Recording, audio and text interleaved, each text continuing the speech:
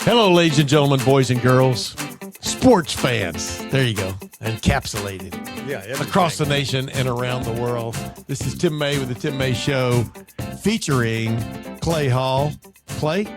Wow, man. Every Monday we're coming out of hibernation. Agreed? True.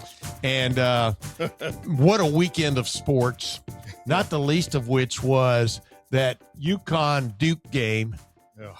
And I picked UConn to upset Duke on Saturday on the radio, or Sunday on the radio in Columbus when I was doing a little show. Mm-hmm. And I'm just sitting there going, well, you gave it a good shot, UConn. Didn't quite happen. It happened.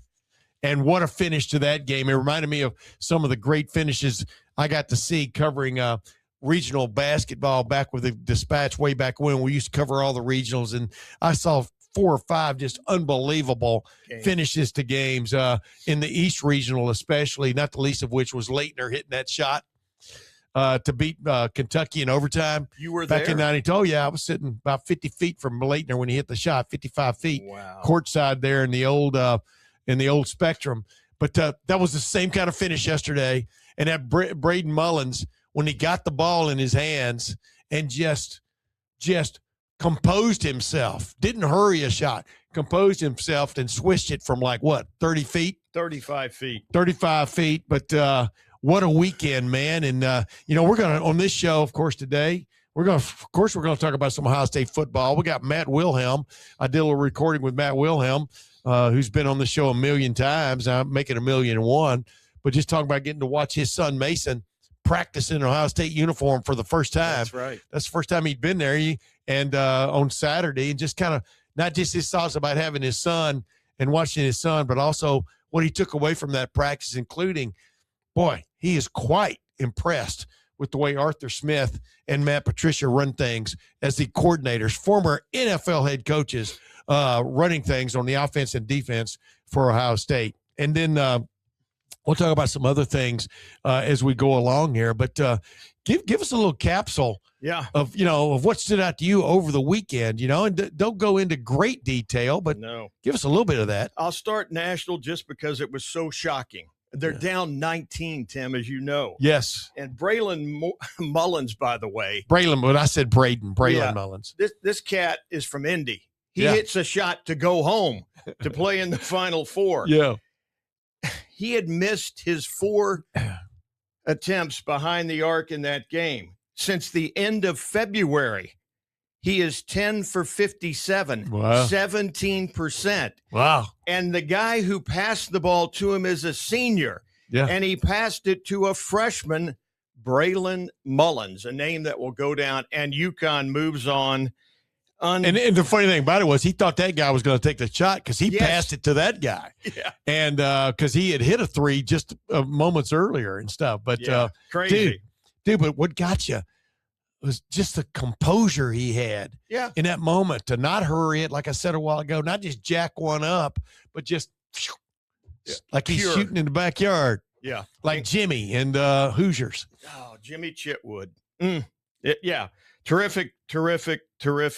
And just almost as maybe even better is the fact that Gary Woodland won in Houston on the PGA, a man who has been through has PTSD from a brain surgery and had to have PGA security, has to have other entities helping him along the way, because there were times even this year, he's always leery of who is around him, et cetera, et cetera, et cetera. What a story that is. Incredible, emotional moment. And just as emotional is the Columbus Blue Jackets dropping a 4-3 shootout loss to the Boston Bruins, who trailed 3-0 going into the third. And the CBJ is now in a very tough spot. They're reeling. They are reeling. And many have said, and I believe it, they're tired. The compressed NHL schedule due to the Olympics has them playing every other day. But everybody else is playing on the same schedule. You're damn right. And I was surprised to hear head coach Rick Bona say last night, he used the word selfish about the way they were playing. And until we get rid of that, He said, you've got to learn how to play in these kind of games, and it's a different deal. And the Columbus Aviators start their season with a 23-16 loss at Orlando. They are back home opener Friday, 8 p.m. That game also on Fox, but if you can get out there to historic Crew Stadium to watch Teddy Ginn open the season at football. Couple of Buckeyes on that team as well. So that's the wrap for the weekend. Yeah. What else interesting? Well, you left out the fact Michigan's in the Final Four also. Michigan's going to win the damn thing. Dude, the great thing about this, they destroy people. The great thing about this is Michigan is going to play Arizona. The bad news about it is in the semifinal. I agree. But I've been wanting to see I want to see those teams play, whether it's in the championship game or the semifinal. Only one of them moves on to the championship game, but Illinois plays UConn. Yeah. But at least I'm going to get to see the game I've been pointing to for like 3 weeks because I think those are the two best teams in the country. Yeah. Don't discount a team that's come on like Illinois has.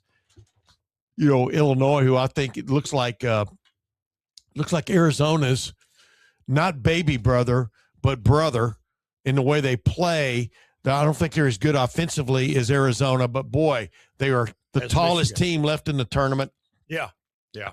Arizona has got big guys. They just keep not big, but competent guys that come off the bench and stuff in waves. And then Michigan, of course, went out and assembled this all-star team of not misfit toys, but, high-level toys. And they talk about the length. Oh, yeah. It's Mara, the big length. guy in the middle, the Spaniard who started, he played semi-pro or professional basketball as like a 17-year-old, in Spain. It's a different kind of – but the way he plays, but the way those itchy fellas, the ones that in and itchy for Illinois – yeah, the way they play, it's such a – Jeff Snook was talking to me about this on the phone last night. They're so disciplined when they come from those European upbringings on defense, playing together, being unselfish. And, boy, Brad Underwood has tapped into that. I mean, Illinois with all those itchy guys itching, and he's itching for a national championship. But it's kind of cool to see two Big Ten teams – in the Final Four. Yep. There's a chance neither one of them make it to the championship game, although, Illinois, UConn is must-see television in my opinion. So we'll see how that goes. I think those are the matchups, right? Illinois, UConn, and yes. And Michigan, Arizona. And I think anybody would say the two best teams in the country. But, man, is Duke going – I mean – talk about getting your heart cut out. I mean, they couldn't even speak about it hardly. As the coach said, they couldn't put it into words how much that hurt with a lead and you blow it. You don't have to advance that basketball. No, you just 10 seconds left. As I said, the Boozer. Yeah, the Boozer brothers kind of choked. I mean, for one of another term, the older one or the Cameron just had to hold the ball. Exactly. Well, but he said he passed it back to the inbounder, who then passed it to Caleb at near midcourt. Yeah. And all he had to do was hold the ball. Right. Just do this.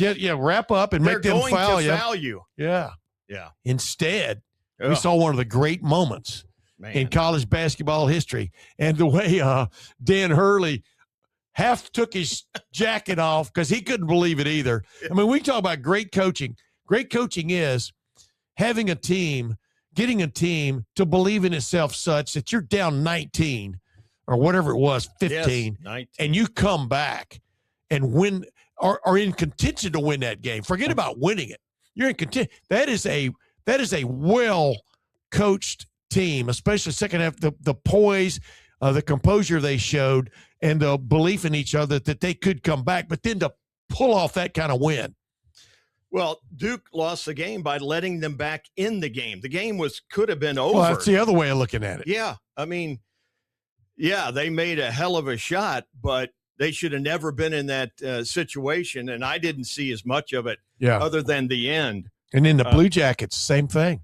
Blue Jackets led on Saturday or on Saturday. Yesterday. Well, 2-1 going into the third period. Right. And got beat. Right. Didn't get a point. No, they did get a point. No, when did they tie? They lost 3-2.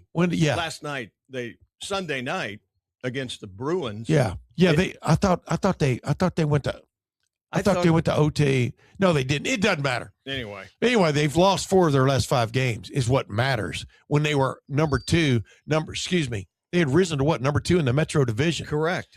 And now they're clawing. They're still hanging on to that the second of the 2 wild card berths. But man, they lost at home.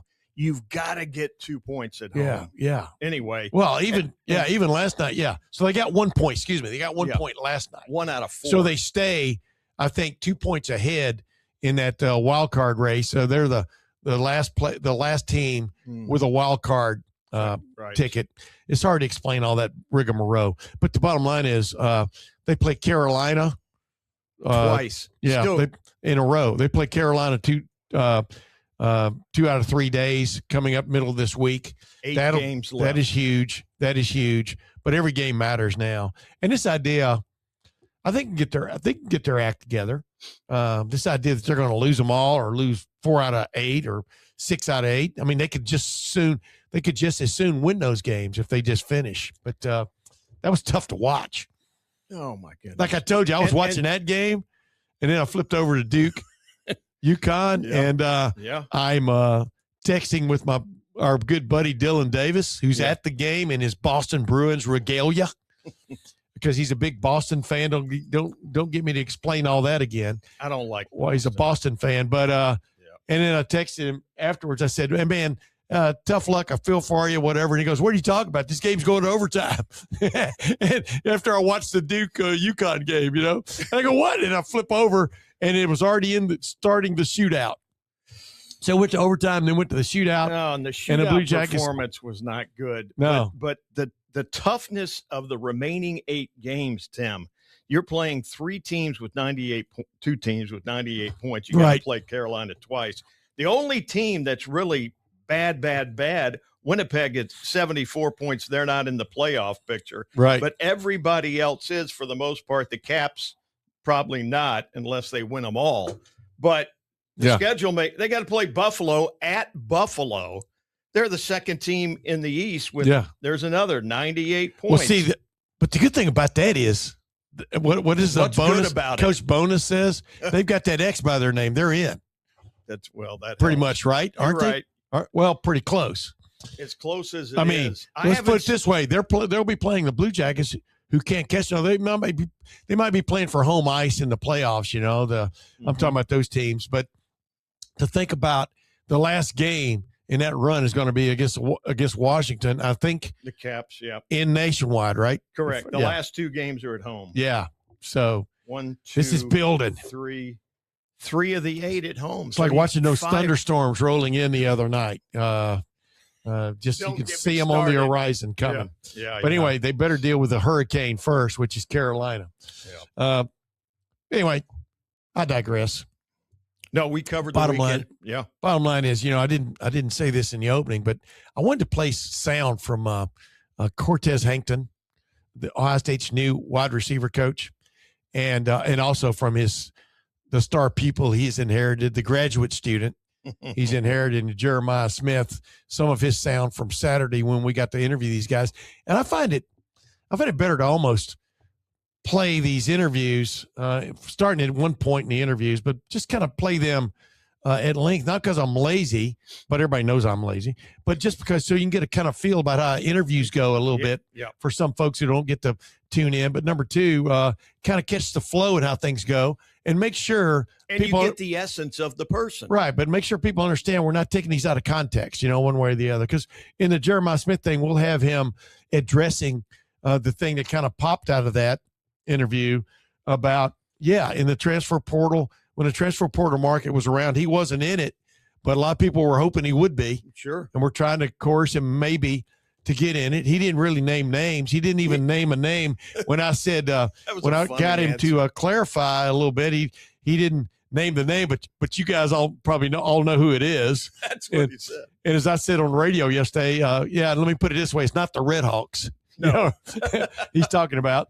No. But aggressive, man. It's an aggressive market out there, whether it's ethical or even against the rules or not. We'll see where it goes. But always like talking to Jeremiah Smith. I thought this guy's a superstar. He plays for Ohio State.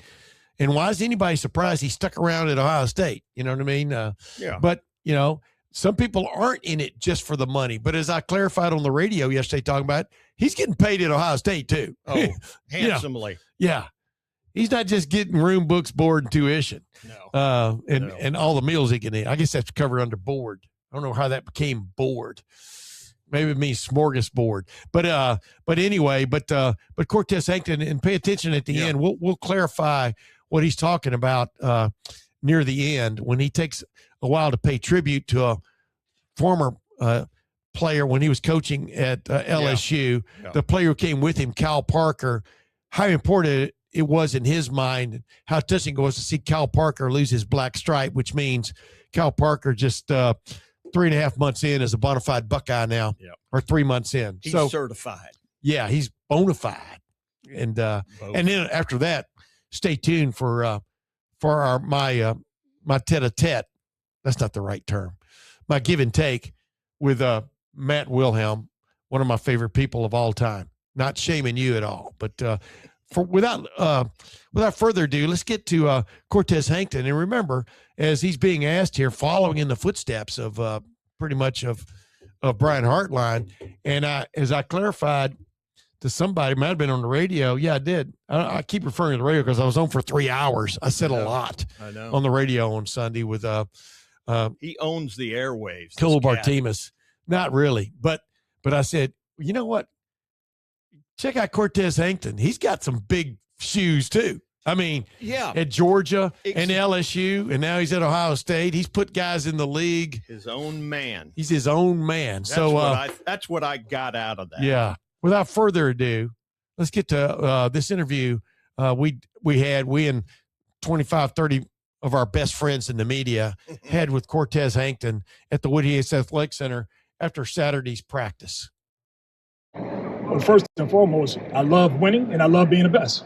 And so as a competitor, that's not going to change. And so when you walk into a place where the culture is already set, it becomes easy. Because when you're coaching young men who embrace being coached, embrace doing the hard things every single day, there's always going to be opportunity for growth and development. What's it like to inherit a guy like Jeremiah? It's a blessing. I'm grateful. I'm thankful. He's a generational talent. But more importantly, he's a fine young man. He's a great kid. And he yearns to learn football. He yearns to be coached. And he's like that every single day. He's been a sponge. We've put a lot on his plate, but he's handled it well. How have you tried to take him to an even higher level? Just challenge him to be more of a student of the game. Embrace it all. Learn conceptual football. Being better in terms of catching that ball and transitioning into a ball carrier and being explosive that way. And it's shown. And so I'm excited to see how he continues to grow. You've been around some good talents, obviously, before you coached some good talents. Have you been around somebody like that with his work ethic compared or combined with that physical talent? Well, I've been around guys who work at a high level, who are extremely competitive. What makes him different, he's probably the most physically blessed guy that I've coached. To have his length and size. He's almost 230 pounds. One day I was doing a drill with him and just kind of bumped into him. He damn near ran me over, man. So, when you got a guy that's just a physical freak and he's just skilled, right? And so it's once again, I'll say this plenty of times, it's truly a blessing to coach him. What you were talking about there with transitioning into a ball carrier after you make the catch, Jeremiah said that's been a huge emphasis this spring. What was your assessment, I guess, of that skill level in the room when you took it over, and how much are you working on that? Well, we're very explosive downfield. There has to be more opportunities to catch and carry the football. And so we have to be able to be explosive on all levels, first, second, and third. So we catch a 6-yard hitch, we have to be able to take it to a house.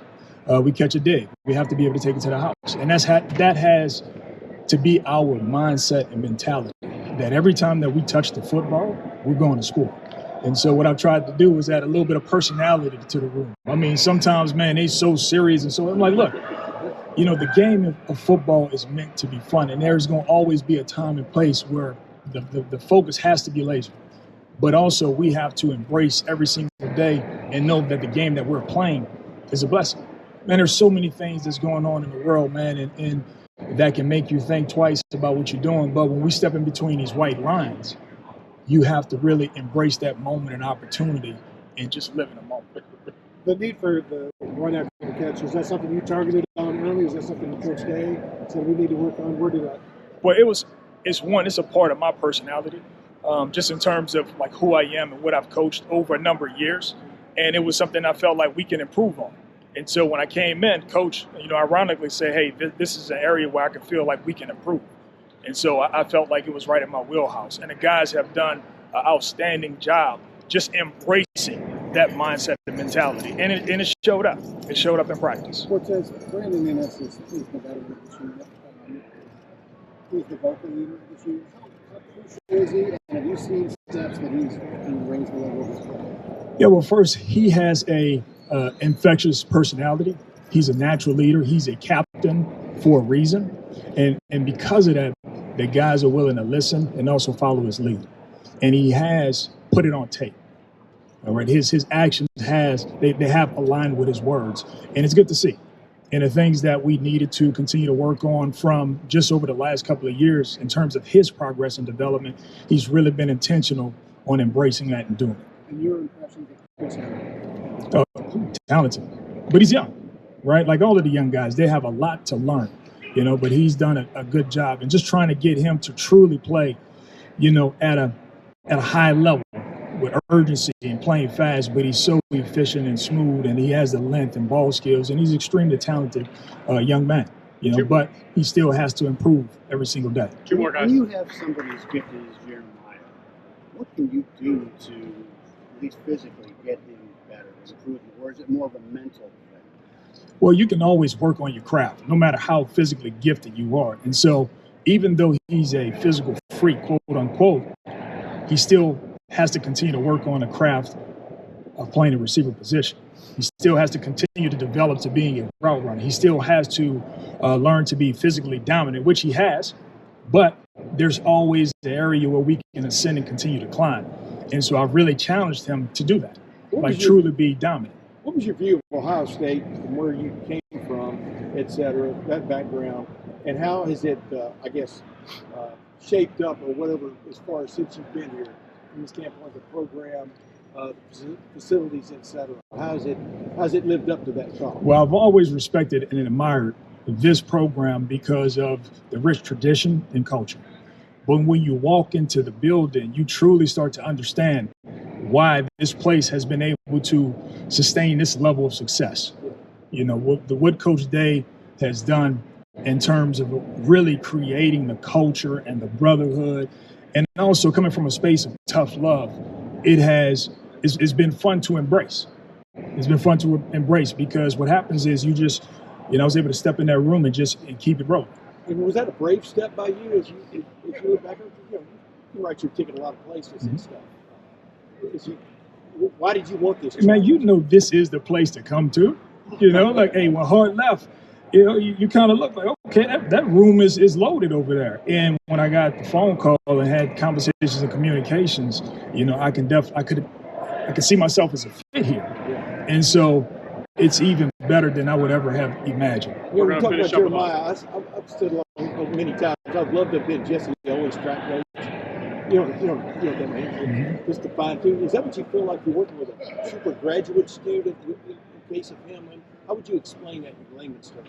Well, you got to look at it's all relative to who the individual is, right? And so when you got an extremely talented guy, it's no different than the greats. When you look at Michael Jordan and Kobe Bryant and the guys that LeBron James who've played the game for a long time and they're truly elite, they're always finding something to work on, right? If they have an area of deficiency or weakness, they're looking to improve in that area, and he has truly embraced that.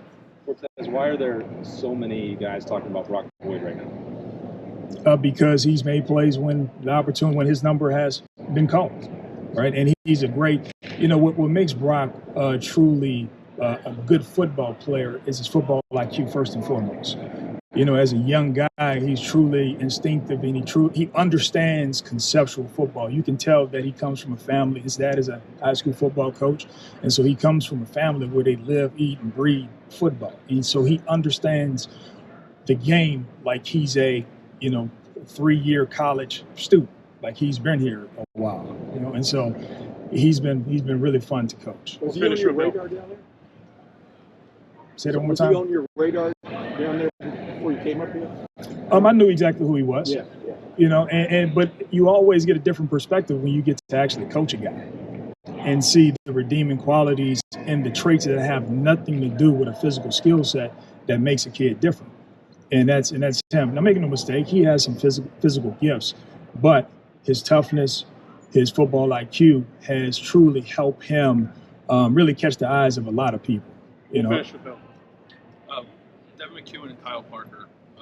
What was it about their games that you wanted to bring them into the program? What have you seen from those guys? Well, first and foremost, experience.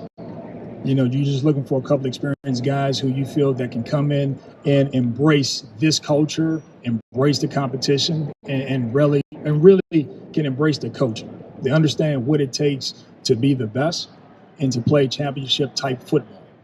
They got their own skill sets. KP brings a mindset of physicality, really tough with the football, high football IQ, very versatile. And Devin, man, great. Just a great kid, man, extremely coachable, wants to be great, but he has elite speed. And if you watch this tape, when he gets the ball, he is truly exceptional in terms of accelerating after the catch. And so they just added to a group that was already really, really talented. And so when you look at it from top to bottom, what it does, it provides a group that has true competitive depth. And that's all you want, because you never know how it's going to unfold during the season. And you never know, what can happen in certain situations. And so you have multiple guys who can do multiple things, and it allows you to truly put 3 really elite guys on a football field. And let me just say this, because I think it's important. I truly enjoy, I use this game as a platform to develop young men. And so, every day, I'm like, so Kyle Parker, he got the black stripe taken off today, right? And so, that's a big deal. And so, when I step in between his white lines, I think about the guys that I've coached before, and a guy like Kyron Lacey, who was like my son, right? And so, when I walk out here, I want to make sure that I honor his name, and I do whatever I can to help every individual in that room. And to see KP, who was like a brother to Kyron, earn that, taking that black stripe off, man, it was really just fun and heartwarming to watch, because I know that dude would be smiling for him. Right? I could see them dancing in the corner and celebrating. And it's days like today that truly let you take the perspective of being thankful and grateful to be in this position to coach this job. Thanks, Coach. Right. Thanks, Coach. 5 practices might be a record. Got to turn my microphone up there, ladies and gentlemen. A little shot behind the scenes. But at the end there, Cortez Hankton was referring to Kyron Lacey, former LSU wide receiver, who ended up being charged with a negligent homicide for a car accident he was involved in December of 2024. Anyway, he committed suicide April of last year after a high-speed police pursuit in Houston, and his life had kind of spiraled out of control, maybe the best way of putting it. You commit suicide, and come to find out, his attorney had found questionable evidence that was being brought up about his negligent homicide charge, and it was just a big tragedy all the way around, obviously for the person who died in that accident, but also for Kyron Lacey. And yeah, man, no matter where you are, it may be a dysfunctional family, maybe a functional family, but when you're in a football program with other people, you're in a family, whether you like it or not, right? No question. And just talking about what that meant for Cortez Hankton, talking about Kyle Parker, who has brought immediate immediate maturity to that wide receiver room. When you think about it, you hear me ask Jeremiah Smith, all of a sudden he's the old man in the room. Well, he's not really. Kyle Parker is, but Jeremiah Smith is the old man in the room in terms of guys who've been at Ohio State. And obviously Brandon Ennis has been here a year, longer. Right. But the point is Jeremiah Smith is the guy now in the room. No question about it in terms of leadership and things like that and what it means. And but to hear Cortez Hankton, you could see him almost tear up talking about what that meant to see Kyle Parker become one of the first guys in this transfer class to lose their black stripe, which means they're now bona fide Buckeyes. The other was Earl Little Jr., the transfer safety, who's making a play for it, in practicing too. But he also lost his, and he's an older guy. Florida State, right? Yeah, but he's really, and he's known as a hitter too. But we'll get into that maybe in later shows. But to see those guys, they need those guys.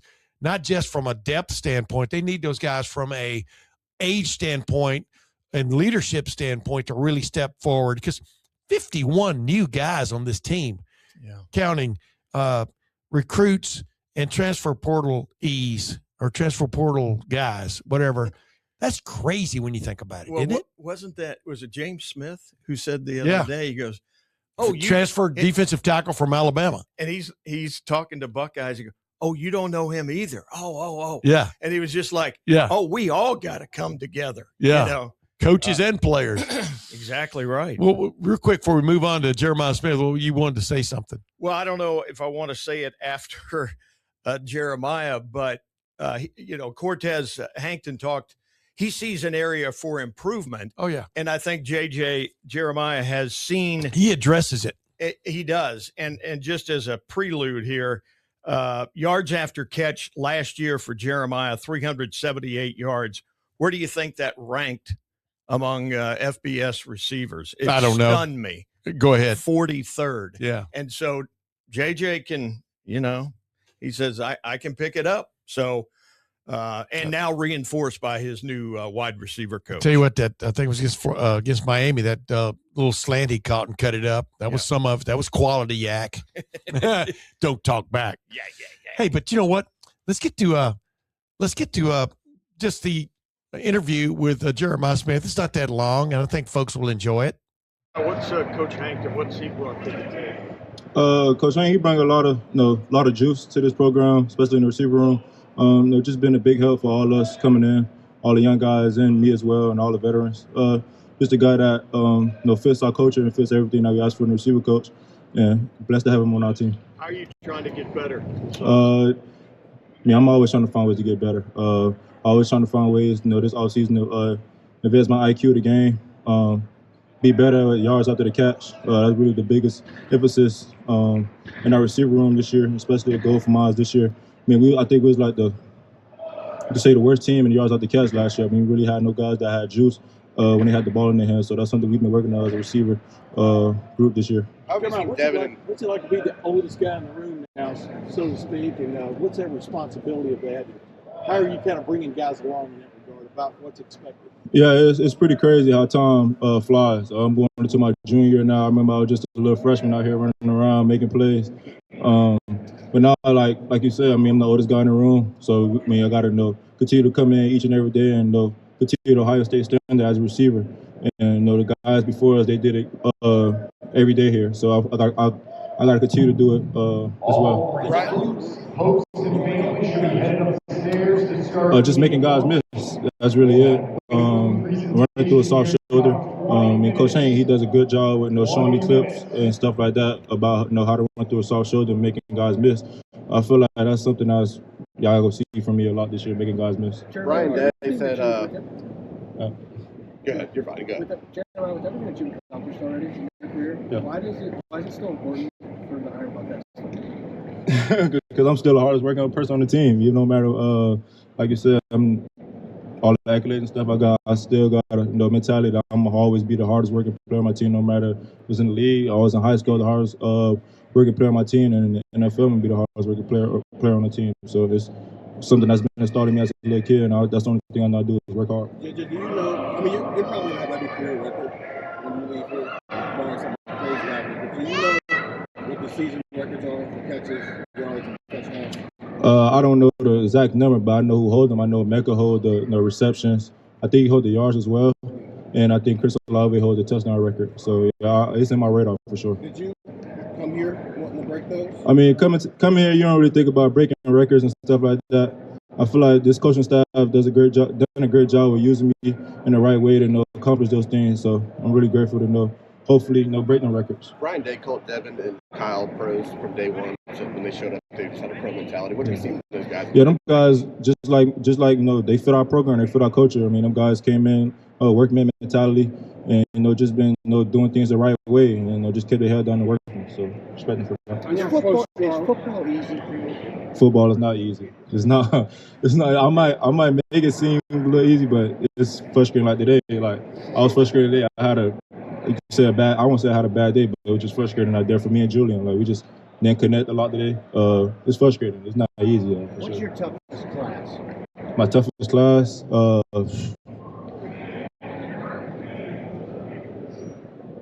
To be honest, I really don't know. I mean, I got good grades, so nothing really tough to me. Football tougher? Football, definitely. Than your hardest class? Yes, for sure. It's still harder than your hardest class? Yes, for sure. What's standing out about Chris Henry Jr. so far? Sure, taking him under your wing. What stands out about Chris? Chris, I thought I'd never meet somebody that's more quiet than me. Like Chris is quiet. He's so laid back, so chill. Got that Cali vibe in him. But Chris is another one. Just came in, kept his head down, just working. He's a nuts one up. Can you tell where Julian has gotten better? Where's Julian gotten better compared to this time of year ago? I don't think I can really answer that right now. I mean, it's just only spring. You can't really. I can't answer that right now. Yeah. JJ, what did you learn last year about? You talked about being frustrated today. There were times last year when you see double and triple coverage, and you didn't seem to love that. What did you learn about handling that? Whether that's for your own game or just helping out teammates or mentally? What did you take out of last year, that experience? Yeah, I think it was very frustrating for me. I just feel like you got to be a great teammate. I mean, at that point, seeing a lot of double coverage, seeing a lot of triple coverage, a lot of cloud and stuff thrown my way. I just feel like you got to do what's best for the team and just go out there and do what you do. But still, like, we want to win a game. Like, I can't just worry about stats. I can't worry about accolades. I came to Ohio State to want to win games. I don't care about accolades. I'm doing whatever the teams need me to do, and that's win football game. JJ, how motivated are you by the way? Can you say it again? Sorry. How motivated are you by the way last season? And you talk about wanting to win games. Like, how much does those last two games kind of stick with you? Yeah, I mean, especially that last one. I feel like we started off pretty slow. Started to pick things up towards the end, but it was probably too late at that point. But something coming into the year, something that's been in the back of my mind, especially about that play that happened. You can say that play is on me, and something I'm gonna learn for sure. It's a humbling moment, and just coming in this off season, so I'm gonna push myself to exhaustion and never make that play happen again. So Jeremiah, I know what a perfectionist you are. I think you were referring about the pick six, right? Yeah. What happened on that play? How much is that haunted at the right word? How much have you thought about that play?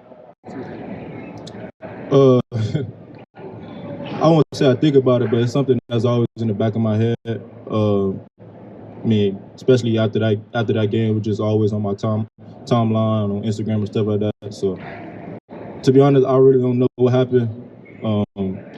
Keontae Scott, he just made a great play, great football play. He just made a great play and just read it. I know how close you are with Brandon. Yeah. He seems like a guy who's really determined to have a great last year. What did you see from him? Yeah, Brandon, I mean, got to see the situation he was in last year with me and Carnell. This year, he's gonna be the guy. He's gonna be the one taking that leap this year. And I mean, we owe it to him. He's been here for 4 years. He know he got to come in and put the work in as well. But he know this do or die for him. Like this could determine if he be a first round draft pick. So he knows at stake. What are your first impressions of Jaquaden and Brock? Brock, both of them guys, they gonna be very special. Especially Quay and Brock, especially. Them guys, just came in, keep their head down, just working. You're gonna see they gonna get on the field a lot this year for sure. Jeremiah, I'm sure every college program in the country would want you. Was there ever any question in your mind that you were going to be at Ohio State for year 3? No, I was always going to be honest. Can you give an idea of just what programs tried to throw at you? No comment. Okay. JJ, Were you surprised at that? Surprised that.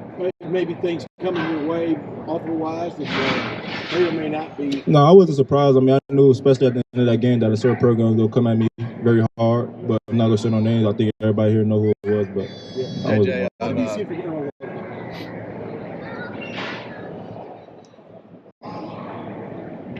He go hit. He go make plays. He gonna be very special for us. That's all I can say. Don't want to put too much out there, but he's special. JJ on Wednesday, defensive side of the ball. Say it again. Who else has been standing out on the defensive side of the ball? Freshman J. Timmons. He'll be a very special player for us, for sure. We're going to finish up with Dylan, guys. On Wednesday, Carnell Tate said he's the best route runner in the draft, maybe in the entire country in the league. Was he even the best route runner in this building that day? Yes. Yeah, for sure. All right, thanks, Jeremiah. As I've said many times, I love any kind of interaction we get to have with Jeremiah Smith, because even when you press him, maybe he didn't want to go there, but he'll go there, you know. But yeah. but also, man, everybody wants to talk about the big toy in town, which is Jeremiah, and the new toy in town, which is Chris Henry. Brandon Ennis was held in high esteem when he was recruited by Ohio State, and maybe now, like Jeremiah said, I think he used the word, I think we owe it to him, you know, to throw him more passes, you know, and and the guy was a captain last year, Brandon Ennis, and I always find him a joy to talk to also. I mean, those guys from South Florida, man, they walk to a different credo. You know what I mean? I mean, they enjoy the interaction. Well put. I agree. And they know each other so well. Yeah. Because they've played against each other or with each other for several years. Yeah. Hey, before we get, let's shake it up, because we were talking a little bit, but before we get to the Matt Wilhelm thing, let's throw a couple other news items that have come across your desk. I don't want you to be the Les Nessman of the show, but no. I enjoy it. It's kind of like Adam Carolla's show. He's got a guy that's always talking about headlines and things like that, you know. And like I said, I've actually been in that studio because I was there for recording for a documentary last year there in Los Angeles. Actually, that's in Burbank or whatever. But I enjoy, you know, throwing some current events in there along with just reflecting on things and opining to a certain extent. But go ahead, hit us with it. Yeah. Couple basketball notes. Amari Bynum has announced through Ohio State he's returning, and he can that's huge. Get. Yeah, and Devin Royal announced through his agent this weekend that he will be headed to the portal sometime after the national championship. Doesn't mean he's leaving, but all signs point to it, meaning, you know, if Ohio State can somehow match or whatever, who knows what the impetus is there. Do you remember, did his agent make any kind of comment about that? No, I was looking yesterday. I mean, he's a 13. Adam Jardy, I think, broke that story, you know, from the Columbus Dispatch, but go ahead. Yeah, he's a 13-point scorer, had his ups, had his downs. Yes. But when he's on, I mean, he's a guy you want on your team. I mean, he can be a 20-point guy. Yes. A walking double-double, as I think he's that good. And so we'll see if he does, in fact, find a new home. Do we want to mention our friend? Yeah, might as well throw a statue in there. Ken Schnocky, who gave so much to the Clippers, the city, and the game of baseball, was not remembered. He's still with us. Yeah. Was honored this weekend with a statue of his own. And when you get a statue, I think you've made a worthwhile contribution. I mean, he guided that Clipper franchise through the Yankees, at least after I got here, it was Yankees, and then on to a new ballpark, which has been lauded in every baseball column I've ever read. Yeah, I can't remember if he was there from the get-go when they re-upped, because that was right after I moved up here, and they were part of the Pirates organization. Correct. And then George Steinbrenner wanted him part of the Yankees. He made him their AAA team, and it was really cool. But he was understudy, is maybe the best way of saying it, to George Sisler Jr., who was the basically ran the Clippers for a long time, and then Ken Schnocky followed, in his footsteps, kind of like Cortez Hankton. Really, for decades. Oh yeah. Oh yeah. As the GM. A fixture. He was a fixture. And like you said, helped usher them into their new ballpark. You know, when they reopened Franklin County Stadium way back in the mid-'70s, you know, they had put in private boxes or private suites and stuff, which was kind of ahead of the time there for minor league baseball teams. And it was, you know, because that had seen some big time baseball way back in the 40s, 50s, 60s, whatever. But they came back, it was refurbished. And of course, when they moved from there, they tried to turn that into an auto racing track, which didn't turn out, you know, I think under Michael Waltrip's aegis, and it never came to fruition. But with Schnocky, and they were adamant about getting more downtown, you know, and now they're part of that burgeoning arena district, which as you've seen, they're going to develop all around that area now. I mean, they have. Residences, condos, apartments, etc. You know, by the time the Olympics get here is that 28? Correct. Yeah.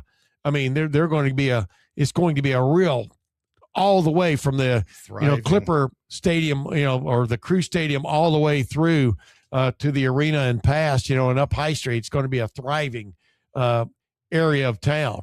Ken, I loved his promotion of the game, and he also brokered an interview with George back in the day at the old location on Mound. Yeah. Mound Street. At any rate, you can't miss it if you drive. I mean, even today, you can't miss what's left of the stadium.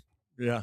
Out there right off I-70. Remember when Drew Henson, I think, played third base for the Yankees? Of course, everybody remembers that. Or at least for the farm team. Yeah. And he should have stuck with football, you know. But that's neither here nor there. Ask Tom Brady what he thinks of Drew Henson.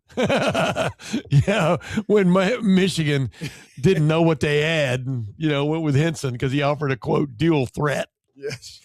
He did make Cortland Bullard look bad on a keeper, on a little give and go, so to speak. But we digress. It's really good for Ken Schnocky. I've known him for a long time. Haven't covered the Clippers in forever, but he was always a gentleman to me, right? Yeah, he was.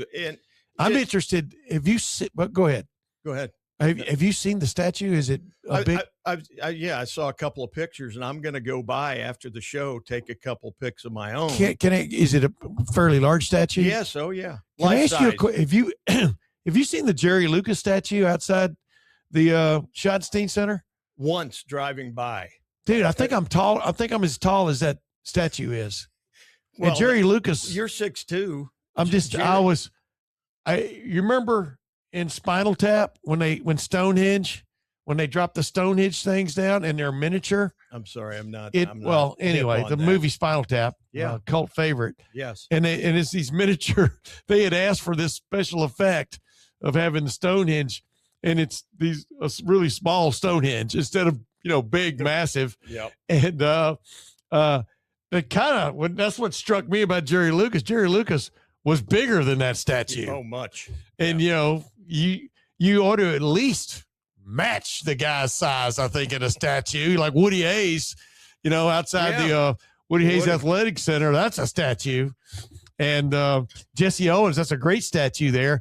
And the actual statue looks nice. It's cool, but it's too small. I mean, he looks like maybe they ran out of bronze. I don't know. But anyway. Sorry about Spinal Tap. I'm the only guy who missed I can't believe you haven't seen Spinal Tap. That's why have you seen? That means you haven't seen Spinal Tap 2. That's for sure. The last thing maybe Rob Reiner did before he was murdered by his son. But we didn't need to go there very long. Matt Wilhelm promised to because he's during this time of the year he's an irregular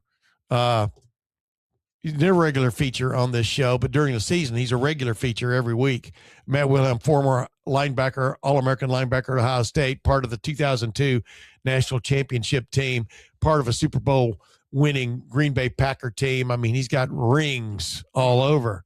But we talked about the fact, as I introed earlier, getting to watch his son practice in an Ohio State uniform for the first time, because he hadn't been down. He hadn't been down since spring started.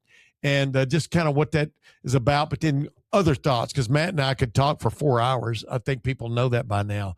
But without further ado, let's get to my conversation with Matt Wilhelm. Oh my goodness, man. It's always a pleasure to have this young man on. It's been a recurring theme on the Tim May show, now featuring Clay Hall, but this time it's a one-on-one, Tim May and Matt Wilhelm. Matt, appreciate you coming on again, and it was really cool to see you on Saturday at the Ohio State. Well, I wasn't at the Ohio State practice you were, but I saw you right after. That's right.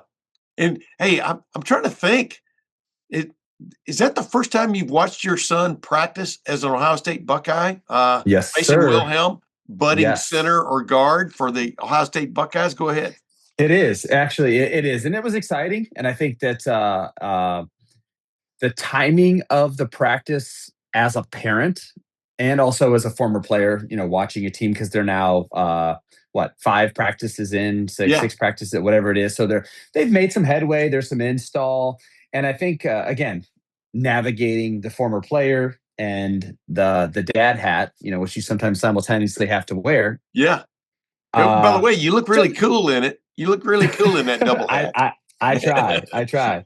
It's like Inspector Gadget with the two bills, one facing forward, one facing backward. Exactly. Yeah. But it's just it's weird again. And I know that my messaging as a former player to a son who's now legacy at the same school he went to is going to be different than the parent of a kid who's, might be their only athlete in the family or something. Right. Yeah. So, there's no expectations of playtime for my son as a true freshman, especially as an early enrollee. So my message to him is day over day, get better, minimize mistakes, adapt to the tempo and the intensity, not make the same mistake twice, or 2 consecutive days in a row. And that truthfully is a culmination of what being a high level college football player and or professional football player is all about. Yeah. Because at the end of the day, and again, this is fast forwarding into my career and a coach that I played for in the National Football League is the guy, the coach that I played for, his name is Greg Minuski. He played for the Vikings and the Chiefs, was my linebacker coach in San Diego and played 12 years in the National Football League, 4 years longer than I did. Wow. Started like 6 games ever in his career. Yeah. But he was a special teams dude, and he was always one play away. Yeah. So that if the starter got hurt, they could plug him in for a play, a quarter, or the rest of the game. And he did his job. He was productive, and he was trustworthy to the coaches. And I think that is where we're starting to get to, not just for Mason as my son, but also for a lot of the young players. Some are flashing. We know Chris Henry Jr. getting reps with the ones.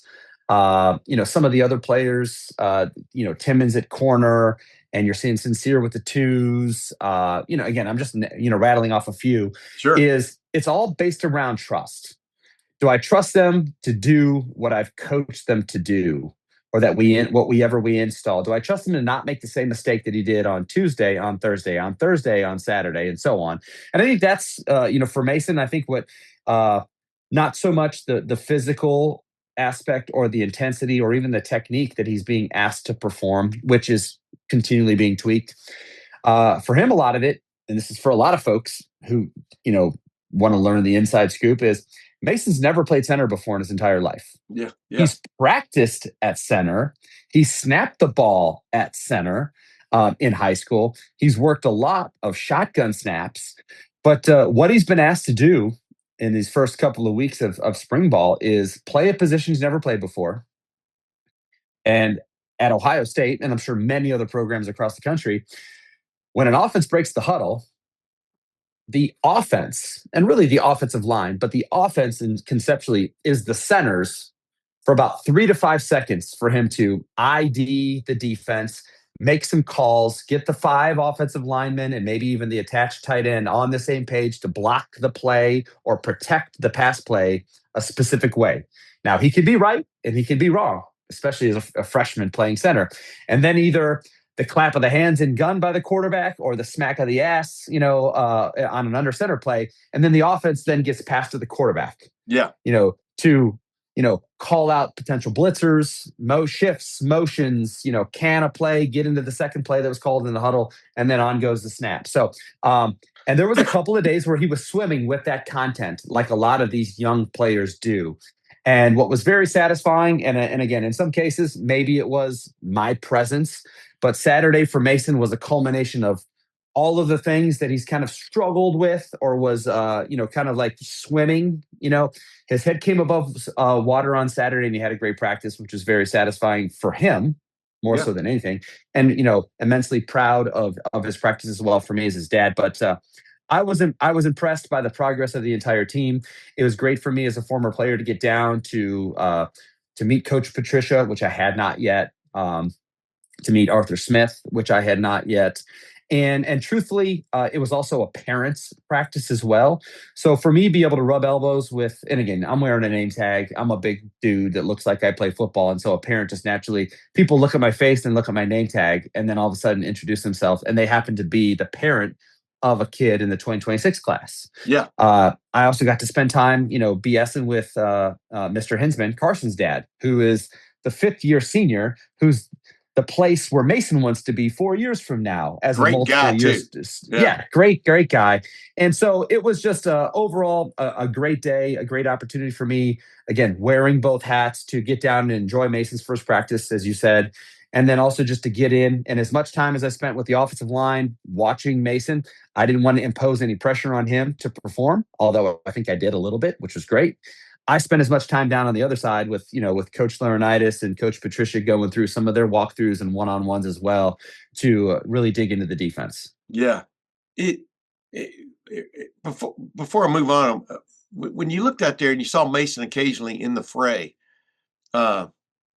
this is the question I think all parents ask themselves, whether they say it or not.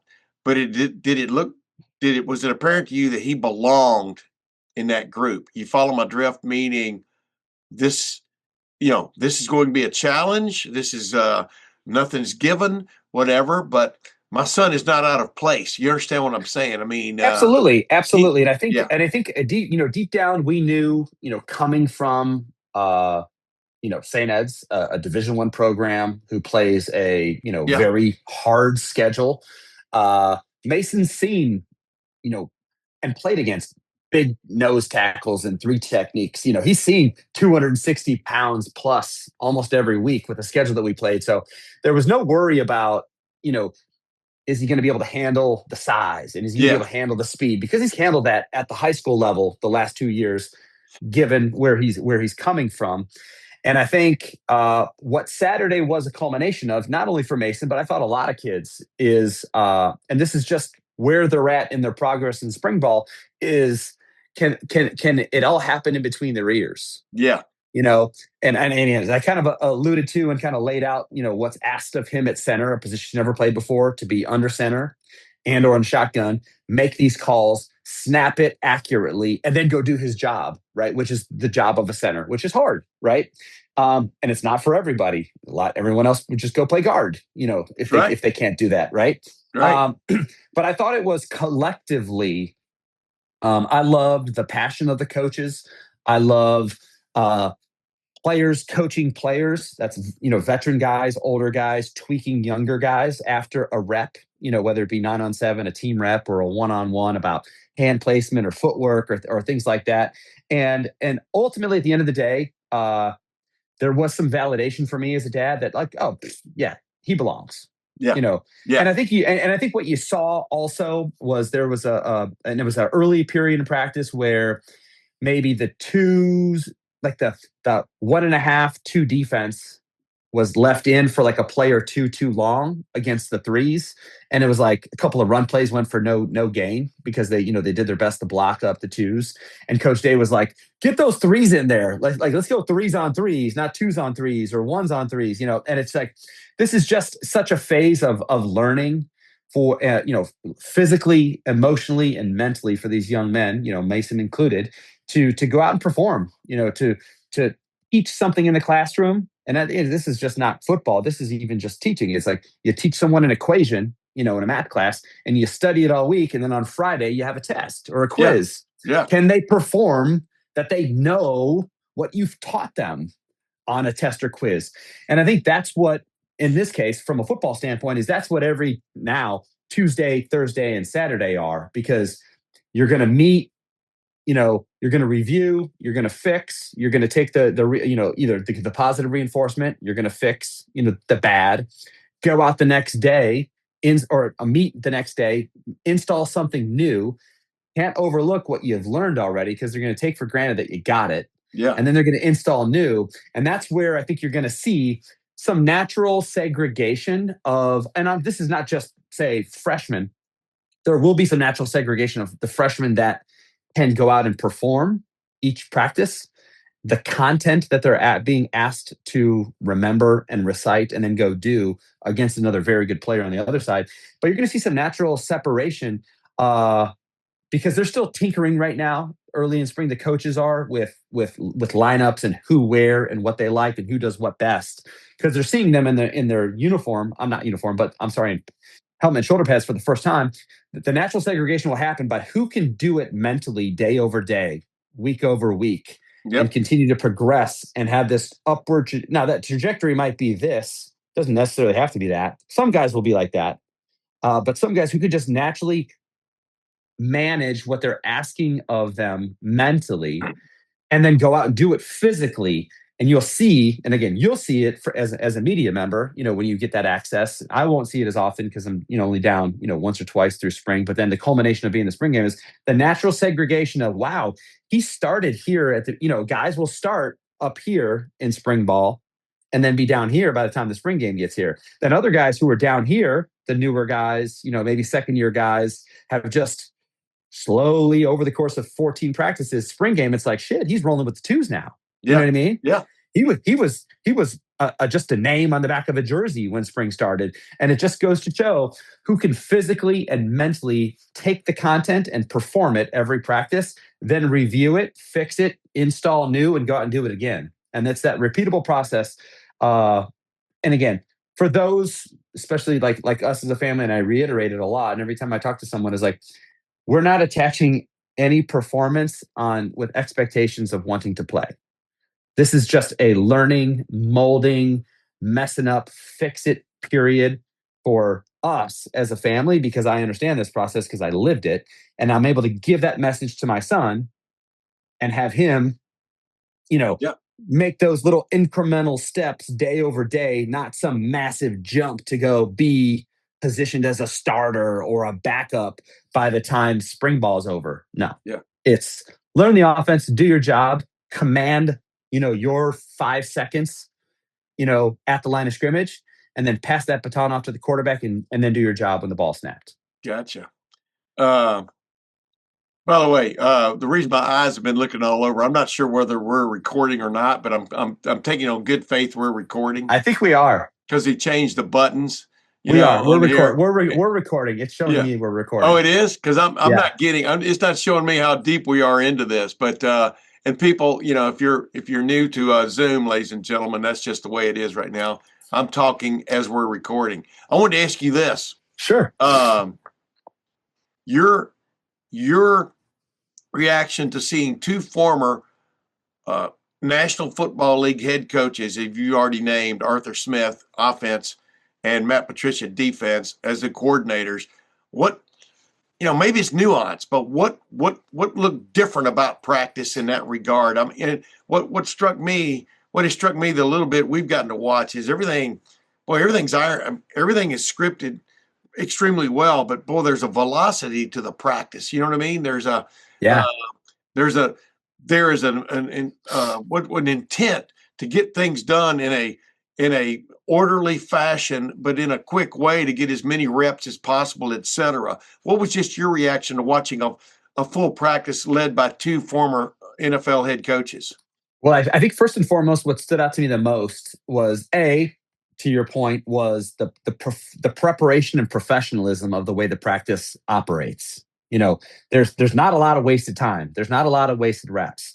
They move from drill to drill expeditiously to get as many reps as possible. The second thing that I found refreshing is neither of the, and this might just be their personality, who are both happen to be, former head coaches in the National Football League, now, coaching the offensive and defense coordinator positions at Ohio State, is they're not yellers. they're teachers. Yeah. Interesting. I think they're and maybe in the classroom and the construction of the defense and the construction of the offense is pushed through in the meeting rooms, so that they really allow their coaches to coach on the football field, because that's where, and I'm not saying yelling and screaming like yelling and screaming at someone. I just mean being loud and boisterous in the energy that you bring to coaching, right? Yeah. And you see that from Coach Laughlin. You get that from James every once in a while. Coach Johnson is always kind of chill. Bowen and his crew on the O-line, will get after some guys, because that's, the intent of that room is you got to get after that defensive line. And so, but it's professionalism is really what it is. They have coached grown men, and you can't yell at, sometimes you can situationally, you can't yell and scream at a grown man making 3 times your salary that you need to perform on a Sunday. You know what I mean? Yes. And in this case, you still have these emotionally maturing, I was going to say immature, maturing young men, 17, 18, 19, 20, 21 years old. They're still so very impressionable. And I think that for now, at least, you're getting the Arthur Smith for the first time, 5 practices in. Players are learning about his personality. Is he a laughy, jokey guy? Is he a serious, tight guy? Yeah. And it's like, and you're learning about him, he's learning about you. And that's the evolution about these relationships in football. But I thought the professionalism, I thought that, Arthur Smith really, and maybe it's just where he's at from a tenure standpoint, that he's really letting his coaches coach, and he really only gets involved. And I don't say like he's not getting involved. He only interjects himself into practice when there's like a play calling drill, meaning if it's 9-on-7, he's on the mic calling the run plays, or if it's 7-on-7, he's with the quarterback telling the quarterback to play. So it's the play calling portions of practice that Arthur Smith is very, very, very involved with. Otherwise, when it's drills and skills, he's allowing his coaches to coach. But I think what both of them do very, very well is they don't spend all their time with just one group. I mean, Arthur Smith, as a former, I thought it was kind of cool. Arthur Smith is a former offensive lineman, an offensive line coach at a certain early juncture of his career, was spent a good portion of time down with the offensive line, but then would make it down, then of course, as an offensive coordinator, you have to be with quarterbacks. You have to be with your wide receivers for 7-on-7. So I think they made it very intentional to move around. And I think it's the same thing that we've heard over the years that Coach Day has done.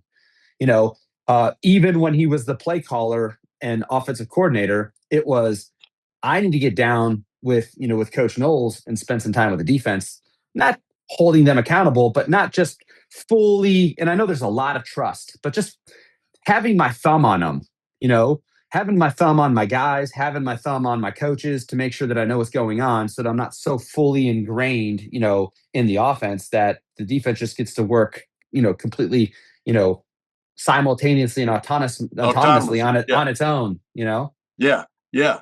I care about this. Yes. Yeah.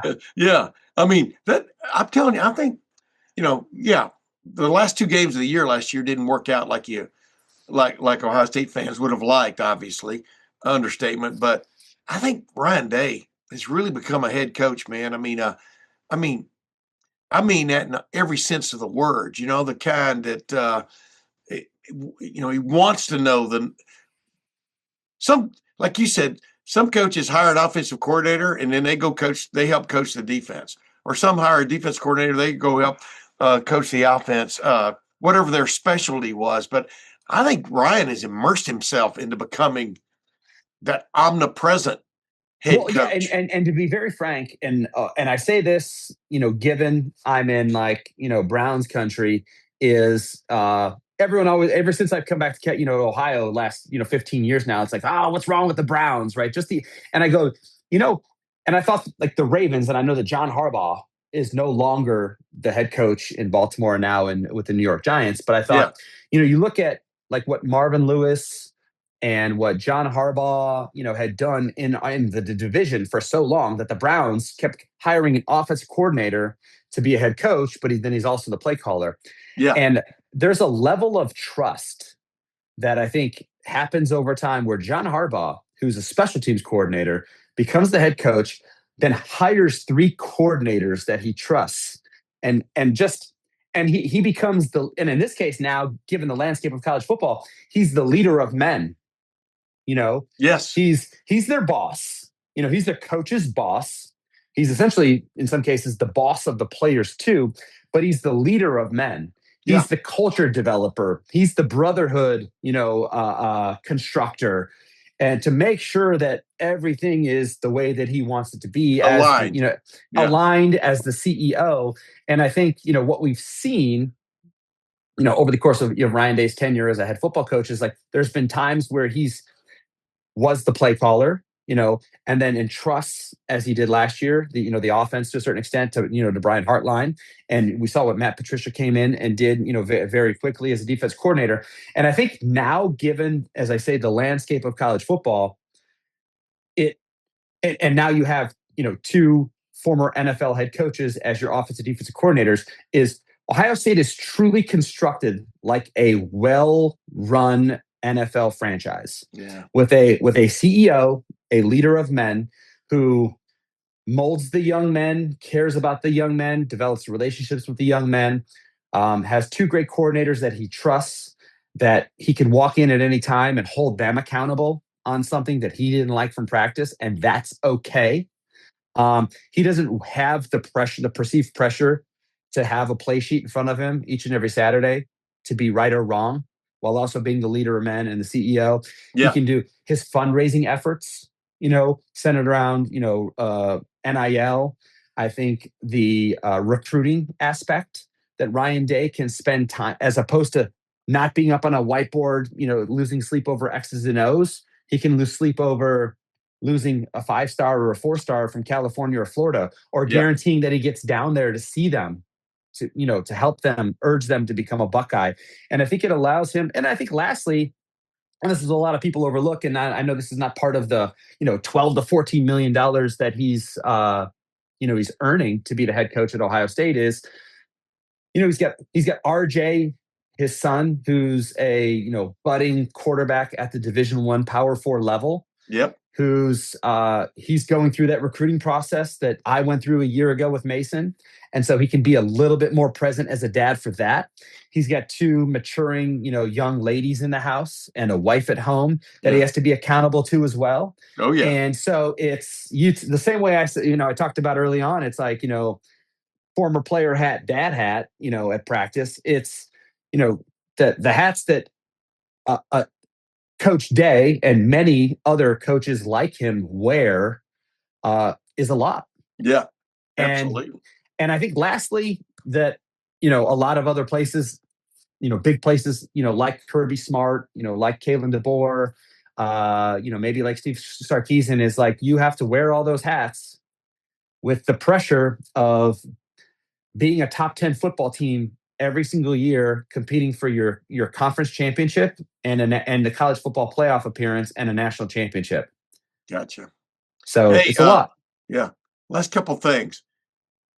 Just Chris Henry, everybody, people have been. I was on radio on Sunday for 3 hours, and the guy with me was thinking he might be thinking Chris Henry might be overrated, or the expectations for Chris Henry. Are they legitimate, or to think that another Jeremiah Smith has walked through the door? How stupid is that to think? And I'm just going, well, I saw Chris Carter my first year covering Ohio State football in '84 as a freshman, and thing is, he's still as good as anybody I've seen, but in a different way. You know what I mean? Everybody's got but my point is, let me just ask you about a couple of guys. Just you don't have to tell me secretly what they're doing, what routes they're running and stuff, but what was your impression of Chris Henry? I think, first and foremost, did he make an impression on you? I think is more absolutely, absolutely. And I think, whether he's in street clothes or in uniform, the first thing that jumps out at you is his size. Yeah. But and that being said, crazy. It's distinctly different than the way that Jeremiah Smith is built. Explain that. Yeah. It's just, and I would say, Chris Henry is, 6'5", which is 2 inches taller than Jeremiah Smith. He is 210, 212 pounds, whereas Jeremiah Smith is 230 pounds. So 6'3", 230-ish, and 6'5", 215. So like Chris Henry, again, but then you look at, he's got long legs, long arms, big hands. He's for a 18-year-old, 5-star freshman, he's polished as a route runner. But then you can also see I'll say from a route running standpoint, it's not that I've, never played receiver in my life, but I've watched a lot of football. You can see the fact that he is a high school. If you took the number off the jersey and you just walked in, you didn't know who anybody was, right? Yeah. You're enamored by his size. You're enamored by his speed when you see him running. And then you're like, he does some things, with his route running and you're like, ooh. But then you'll also see some like, I don't say introductory, like really, really good high school level route, Gotcha. At Ohio State. And you're going to go, oh, but he's still probably he's still a young player in my eyes, and it's just, and some of it is just top of route stuff, his release off the line stuff, where you're going to see in Brandon Ennis and Jeremiah Smith, who's an ungodly talent, right? You're just going to see 2 and 3 and 4 years worth of college experience show up in their game. Yeah. That Chris Henry doesn't have show up in his game yet. Why? He hasn't played a game in college yet. He's just a really, really, really, really hyper talented, physically gifted wide receiver. So, but that being said, I think to attach any receiver, even if they were 6'3", 220 coming in, built like Jeremiah, to attach him as the next Jeremiah Smith is unfair to any young man. Yeah. Because I think that, Chris Henry is probably going to be more Marvin Harrison-esque than Jeremiah Smith-esque than anything, because of that long, lengthy build. And I think we will continue to see with Coach Hankton, who you guys got to spend some time with after practice, continue to tweak, and put him in situations where that's why he's running the deep balls. You know what I mean? He's getting on top of, Matthews and just running that deep post that we've seen a bazillion times on the internet now, coming out of Saturday's practice. They're going to play to his strengths as a young player. But as we know, as the season gets started, and we heard that from Arthur Smith earlier in the week as well, you can't get the ball enough to Jeremiah Smith. Right. And then you heard Jeremiah Smith say, Brandon Ennis, earning that Iron Buckeye Award as he did, this past winter, is positioning himself through his efforts and his work to want to play like a first-round draft pick. Yes. To be the next Emeka Ibuka, to be the next JSN, in the slot, being moved around strategically, kind of opposite JJ in this offense. Yeah. Interesting. I could ask you 1,000 questions, but I'm going to end with this. Okay. And it's the same question I just asked you, but defensively, is there anybody, just give me one guy that just you kind of, maybe you didn't know about, or you hadn't heard much about, or maybe you'd heard a lot about, but man, either a guy that's back who's taking strides, or a young pup who just caught your eye and you weren't expecting that on a Saturday in March. I mean, give me one fella that just caught your eye in some form of fashion defensively. Sure. And this isn't going to be too flashy, but it's going to be hyper important to the overall aspect of our defense. And I'm going to go with Will Smith Jr. Wow. And here's the reason why. And I think he is positioned via depth, his age, and the void that, Caden McDonald, leaving to go to the National Football League. He's going to be positioned. He's got, 4 years in now. He's been developed to be, just like Caden McDonald was, to be the next big, nasty, funky disruptor in the middle of this defense. Wow. Yeah. And the reason why I say that is because, again, he flashed in the run game, on Saturday's practice, kind of like really blowing some things up, when he was in there. And then I also just think like what a need it is for this defense to be what the defense was last year with different names doing it. Yeah. you need that guy in the middle. And I just saw the consistent effort, the consistent disruption. And that was very similar, if you drag backwards maybe a year ago, to what we probably saw the beginning of Caden McDonald playing in this Matt Patricia defense in early spring that evolved into now potentially a first round, early second round pick in the National Football League draft. Interesting. I mean, Will Smith Jr., Mason Wilhelm, son of, Chris Henry Jr.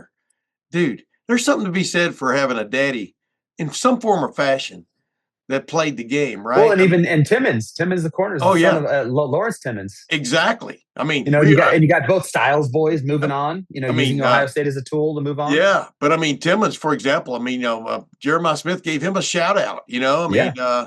What is it? There is something to be said for having grown up in some form or fashion with that kind of father, right? I mean, obviously Will Smith tragically had his life ended.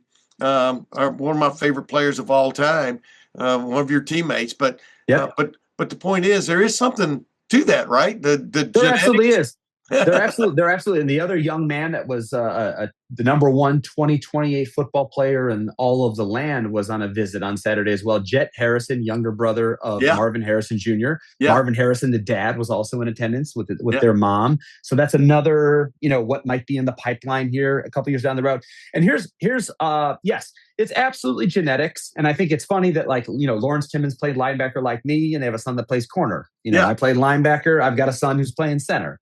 In Chris Henry's case, he's just like his dad, 6'5", rangy as hell, hyper twitchy, and so on. And so I think to a certain extent, there's an accountability of, that we as former players have and a respect for the game that if you have a son and he takes a liking to that same game, you probably dish it to him a little bit differently than another dad who might have crapped out in high school or college.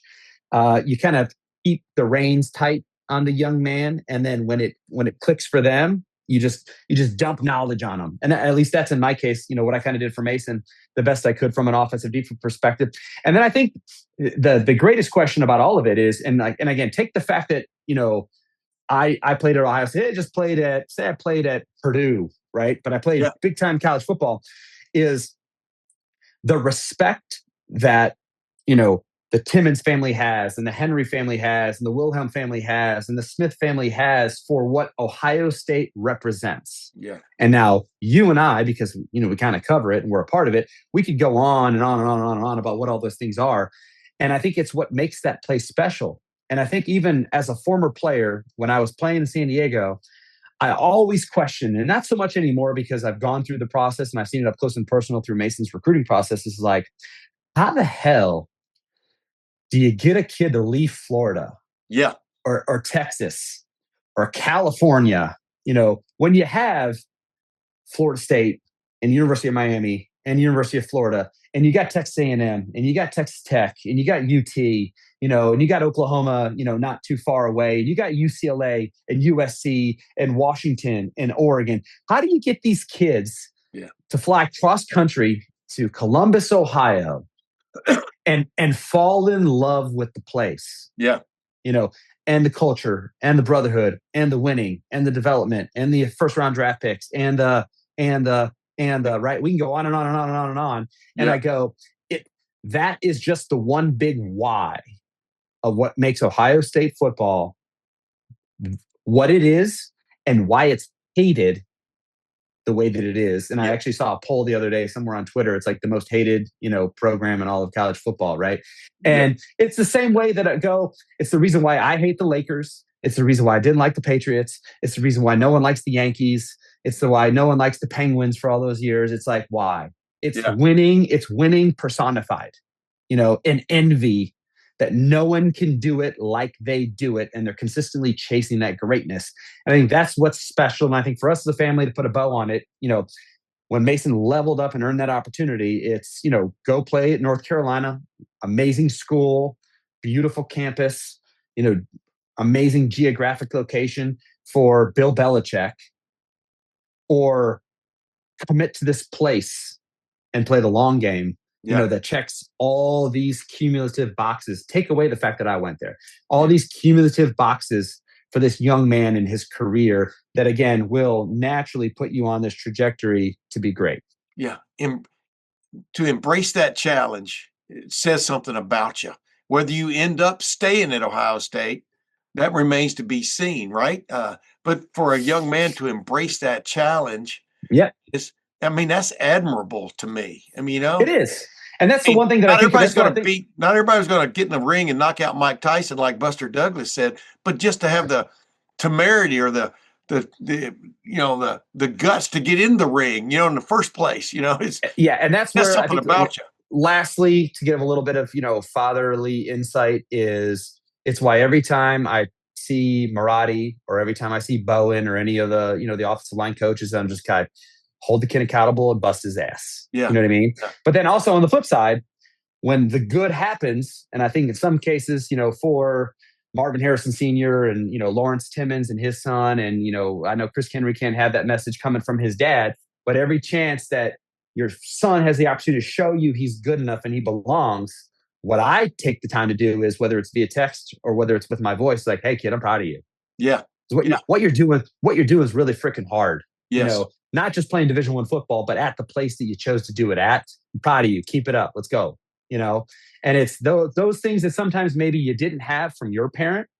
That second time around, it's like, I know what I'm going to give my son is I'm going to tell him, I'm going to lift him up. I'm going to build him up. I'm going to tell him I'm proud of him. You know what I mean? Because what he's doing is really, really freaking hard.